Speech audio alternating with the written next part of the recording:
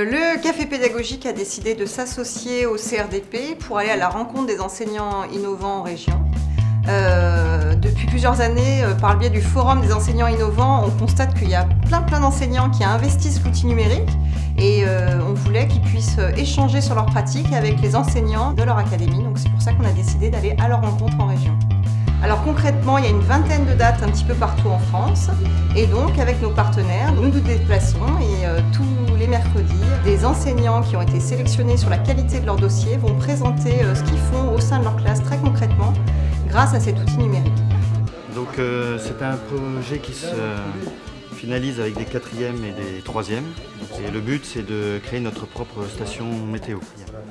Donc ils ont tout à concevoir, donc le programme qu'on met dans le module. Et aussi comprendre un peu comment fonctionnent les capteurs. Donc ils envoient l'information, donc la mesure de la température par exemple, sur le site du collège et on peut la lire en temps réel. Donc la partie numérique bien sûr elle est dans la création de la station météo où ils ont un programme à réaliser et après l'autre partie numérique c'est de programmer en Visual Basic donc l'information pour qu'elle aille sur une page web. Le projet c'est celui de la lire au lycée. Donc là, moi, ce que j'ai présenté, c'est 3 projets. Il y a un projet de radio avec des métalliers, des menuisiers et des maçons. Et là, c'était un projet sur le festival de jazz à Coutances, en français en histoire. Et puis là, c'est en éducation civique. Il s'agissait d'expliquer les élections présidentielles françaises à des élèves américains. Les élèves américains nous envoyaient des documents de visuels pour nous expliquer les élections présidentielles américaines. Et puis là, j'ai mis le dernier projet. Donc c'est un projet avec Facebook. Quand les salariés ne sont pas là, les initiaux font un résumé du cours à l'oral, en mettant des documents aussi. Ils le postent sur Facebook. Donc le numérique, ça aide parce que ça permet de capter l'intelligence des élèves rapidement. On peut traiter leur texte à l'oral avec Audacity par exemple. On peut les retravailler leur texte et eux ils peuvent s'entendre tout de suite. Et ils savent assez vite que le ton qu'ils utilisent ne correspond pas à ce qu'on leur demande, ou que leur phrase est trop longue et qu'il faut revoir la syntaxe. Donc c'est des outils qui permettent immédiatement d'avoir une évaluation de ce que dit l'élève. Et ça enrichit. Et moi je trouve ça créatif. Je trouve que ça encourage l'élève à refaire du texte. Alors, le projet, il est à la fois très simple et très compliqué. C'est l'idée d'amener des élèves d'une classe de 4e du collège Albert Jacquard, qui va fermer, à participer à la création du début à la fin d'un livre numérique.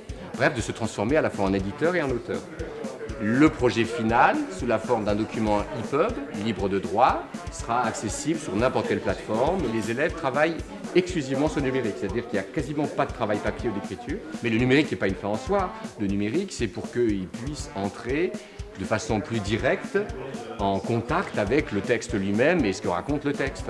Mais l'idée d'avoir une approche très technique et donc de désacraliser le « ouvrez la page 63 de votre manuel » et d'avoir quelque chose d'un peu plus technique de bout en bout, ça crée quand même une complicité plus forte. Et le fait qu'on travaille avec des ordinateurs, avec des tablettes, qui peuvent travailler avec leur téléphone, et évidemment il y a une complicité quasi générationnelle immédiate entre l'enseignant et l'élève. Donc c'est tout bénef sur ce point de vue-là. Et puis par ailleurs, il y a des ateliers.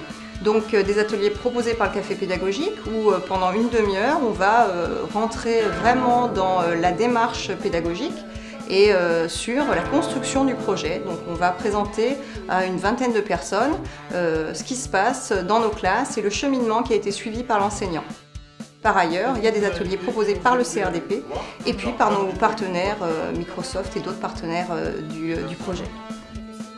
L'atelier proposé par le CRDP de Caen était en fait une présentation des ressources innovantes que le CRDP met à disposition des enseignants.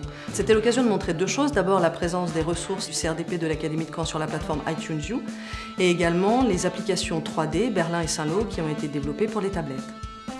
C'était aussi l'occasion de montrer les différents accès possibles à ces ressources, à travers bien entendu le site internet du CRDP, mais aussi la plateforme YouTube, le Facebook et le Twitter, et donc montrer comment le CRDP s'adapte aux nouvelles pratiques innovantes du public enseignant. Le Tour de France du numérique, c'est la mutualisation, le partage des pratiques, et c'est s'ouvrir de nouvelles perspectives professionnelles pour aller vers une meilleure réussite de nos élèves, tout simplement.